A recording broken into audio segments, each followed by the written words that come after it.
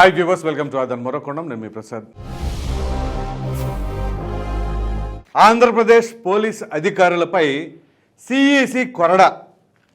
విషయం ఏంటి అంటే, ఆంధ్రప్రదేశ్లో జరుగుతున్న అల్లర్లు, మరి ప్రజలందరూ కూడా అభద్రతా భావంలో ఉన్నట్లుగా భయాందోళనకు గురయ్యి ఏ పరిస్థితుల్లో ఉన్నారో మనందరికీ తెలిసింది. ఈ క్రమంలో election commission, chief election commission Andhra Pradesh DGP మరియు సిఎస్ గారిని ఢిల్లీ రావాలని చెప్పేసి ఆదేశాలు జారీ చేశారు.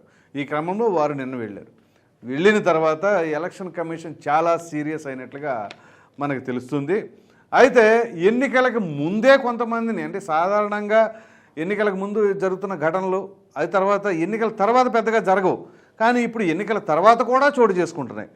సో ఎలక్షన్ కమిషన్ పరిధిలో ఉండగా ఆంధ్రప్రదేశ్లో డీజీపీ దగ్గర నుంచి ఎస్ఐల వరకు కూడా చర్యలు తీసుకోమని చెప్పేసి ఎలక్షన్ కమిషన్ ఆదేశాలు జారీ చేశారు. అంటే ఆంధ్రప్రదేశ్లో శాంతి భద్రతల పరిస్థితి, అదేవిధంగా పోలీస్ అధికారుల తీరు ఏ విధంగా ఉందో మీరే అర్థం చేసుకోండి.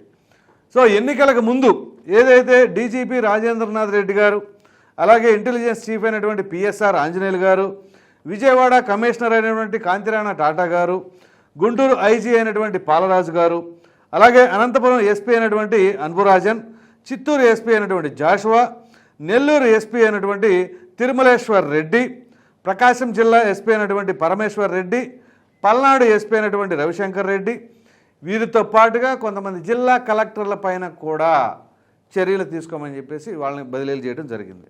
సో ఎంతవరకు బాగానే ఉంది. ఇక ఎన్నికల తర్వాత సాధారణంగా ఎక్కడైనా సరే ఎన్నికల రోజు, ఎన్నికలకు ముందు అల్లర్లు, దాడులు, అయితే అట్లాంటి ఘటనలు చోటు చేసుకుంటాయి, ఉద్రిక్తమైన పరిస్థితి. కానీ ఇక్కడ విచిత్రమైన విషయం, చరిత్రలో ఎన్నడూ లేని విధంగా ఆంధ్రప్రదేశ్లో మరి ఎందుకో ఏంటో తెలియదు, కానీ ఎన్నికలు జరిగిన తర్వాత నుంచి దాడులు, హింసలు మొదలైనాయి. సో ఈ క్రమంలో 12 మంది పైన ఎలక్షన్ కమిషన్ చర్యలు తీసుకోబోతుంది. సో ఈ క్రమంలో 12 మంది పైన వేటు వేయడం జరిగింది. సో అందులో ఎవరెవరి పేర్లు ఉన్నాయో ఒకసారి మీకు చెప్తాను. తిరుపతి డిఎస్పీ అయినటువంటి సురేందర్ రెడ్డి, ఏసీబీ సిఐ అయినటువంటి రాజశేఖర్, అలాగే ఏసీ డిఎస్పీ అయినటువంటి భాస్కర్ రెడ్డి, అలిపిరి సిఐ అయినటువంటి రామచంద్రారెడ్డి, నర్సరావుపేట డిఎస్పీ అయినటువంటి BSN Sharma, Gurazala DSP Pallapu Raju, ACB CI Prabhakar Rao, మరో SB CI Balanagi Reddy, Karampudi SI Ramanjaneyulu, Nagarjuna Sagar CI Konda Reddy, Tadipatri DSP Gangaiah, అలాగే తాడిపత్రి సిఐ మురళీకృష్ణ, వీరిపై విచారణ ఆదేశించిన చీఫ్ ఎలక్షన్ కమిషన్ ప్రత్యేక సిట్ కమిటీని కూడా ఏర్పాటు చేసి దర్యాప్తు చేయాలి. అదేవిధంగా వీరిపై తీసుకున్న చర్యలు 2 రోజుల్లోగా వివరణ ఇవ్వాలని చెప్పేసి రాష్ట్ర ప్రభుత్వాన్ని ఆదేశించడం జరిగింది. సో ఇక్కడ పోలీసు అధికారులు ఏ విధంగా వ్యవహరించాలి, నిష్పక్షపాత ధోరణిలో అధికార పార్టీ, ప్రతిపక్ష పార్టీ ఎటువంటి తారతమ్యాలు లేకుండా చూడవలసిన బాధ్యత ఉంటుంది. పైగా ఇక్కడ ఎలక్షన్ కమిషన్ ఆధ్వర్యంలో ఉంది కదా అధికారం అంతా కూడా. మరి అటువంటిది ఇంకా అధికార పార్టీ వైపు కొంతమంది ఉన్నారు అని చెప్పేసి ప్రతిపక్షాల వైపు కొమ్ము కాస్తున్నారు అని చెప్పేసి అధికార పార్టీలు. మరి ఈ విధంగా వీళ్ళు ఆరోపణలు చేయడం వెనకాల ఉన్న అంతర్యార్థం ఏమిటి? మీరు కనుక గమనించినట్లయితే ఎప్పుడైనా సరే సాధారణంగా పోలీసు అధికారులు కాస్తో కోస్తో అధికార పార్టీకి మొగ్గు చూపుతూ ఉంటారు.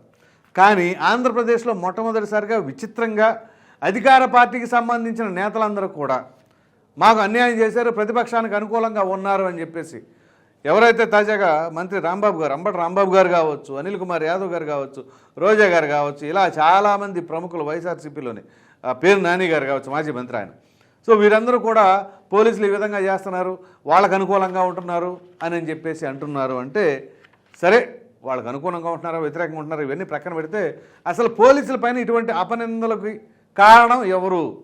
ఇదే పోలీస్ శాఖ కదా, వాళ్ళు వ్యవహరించిన శైలే కదా. సో డీజీపీ గారి దగ్గర నుంచి ఇప్పుడు ఎస్ఐ వరకు కూడా ఎలక్షన్ కమిషన్ చర్యలు తీసుకోవాల్సిన పరిస్థితి వచ్చింది. అంటే ఇక ఆంధ్రప్రదేశ్లోని ప్రభుత్వం ఏ విధంగా ఉంది, అధికారులు ఏ విధంగా ఉన్నారు, ఏ పార్టీ వైపు మొగ్గు చూపుతున్నారు, లేదు వాళ్ళకి పార్టీలు లేకపోతే ఆ యొక్క నాయకులు వాళ్ళే ముఖ్యమా? ఒకవేళ అలాగే అనుకుంటే ఇప్పుడు సాక్షాత్తు సిఎస్ అయినటువంటి, అంటే చీఫ్ సెక్రటరీ అయినటువంటి జవహర్ రెడ్డి గారు, ఆయన కూడా ఈ పెన్షన్ల పంపిణీల విషయంలో రాజకీయ నాయకుడిలాగా మాట్లాడారు. అంటే మరి ఒక ఐఏఎస్, ఉన్నత ఐఏఎస్ అధికారి ఆయన. సో ఆయనకి అటువంటి వ్యాఖ్యలు తగునా? ఇవన్నీ కూడా ఆలోచించాలి కదా. సో దీనిపైన ఎలక్షన్ కమిషన్ అందుకే సీరియస్ అయింది. అసలు అడ్మినిస్ట్రేషన్ ఏ విధంగా జరుగుతుంది, చీఫ్ సెక్రటరీ గారు ఏం చేస్తున్నారు, డీజీపీ గారు ఏం చేస్తున్నారు, పోలీసు వ్యవస్థ ఎలా ఉంది, ఒకటా రెండా ఎన్ని రకాలైన దాడులు నర్సరాపేటలో కావచ్చు, తిరుపతిలో కావచ్చు, మరి పులివర్తి నాని గారి పైన అయితే దారుణాది దారుణం, సమ్మెటలు, రాళ్ళు, కత్తులు, బరిసెలు. ఇక మాచర్లలో అయితే 200 మంది మారణాయుధాలతో రోడ్లపైన నడవటం, భయభ్రాంతులకు గురి చేయటం. మరి వీటన్నిటిని బట్టి ఏమవుతుంది? సో నిన్నటికి నిన్న విశాఖపట్నంలోని కొంతమంది మహిళలపైన ఇళ్లలోకి చొరబడి వారిని కొట్టి మరి వాళ్ళ యొక్క జుట్టును కత్తిరించి చేశారు అంటే తెలుగుదేశం పార్టీకి లేదా కూటమికి అనుకూలంగా ఓట్లు వేశారు అనే ఆక్రోశంతో ఈ విధంగా చేశారు అని చెప్పేసి వాళ్ళు వాపోతున్నారు. మరి గతంలో ఎన్నడూ లేదు ఇటువంటి పరిస్థితి, కానీ ఇప్పుడే ఎందుకు వచ్చింది? ఒక్కసారి అధికారం ఇస్తే ఎప్పుడు వాళ్ళకి అధికారం ఇవ్వాలి అని చెప్పేసి ఈ విధంగా చేస్తున్నారా అనే అనుమానాలకు కూడా దారిస్తుంది. సో ఇట్లా జరుగుతున్నాయి కాబట్టే ఎలక్షన్ కమిషన్ కూడా చాలా సీరియస్గా చీఫ్ సెక్రటరీ గారిని, డీజీపీ గారిని పిలిపించి ఈ విధంగా వీళ్ళు వేటేయండి, అదేవిధంగా వాళ్ళపైన ఒక కమిటీ వేయండి, సమగ్రమైన దర్యాప్తు చేయండి, విచారణ చేయండి, ఆ తర్వాత తగిన చర్యలు తీసుకోండి అని చెప్పేసి అయితే మాత్రం ఆదేశాలు జారీ చేసింది. మరి చూద్దాం ఒక 2 రోజుల్లో మరి వీళ్ళకి ఎటువంటి విచారణ జరుగుతుంది, ఎటువంటి దర్యాప్తు చేస్తారు, ఆ తర్వాత ఎటువంటి చర్యలు తీసుకుంటారు అనేది. ఈ వీడియో కనుక మీకు నచ్చినట్లయితే లైక్ చేయండి, షేర్ చేయండి. అదేవిధంగా ఆంధ్రప్రదేశ్ పోలీస్ అధికారులపై ఎలక్షన్ కమిషన్ కొరడా, వామ్మో ఇంతమంది అన్నదానిపైన మీ విలువైన అభిప్రాయాన్ని కామెంట్ రూపంలో ఖచ్చితంగా తెలియజేయండి. మరిన్ని వీడియోస్ కోసం మన ఆదాయం ఛానల్ని సబ్స్క్రైబ్ చేయడం మాత్రం మర్చిపోకండి. Thank you.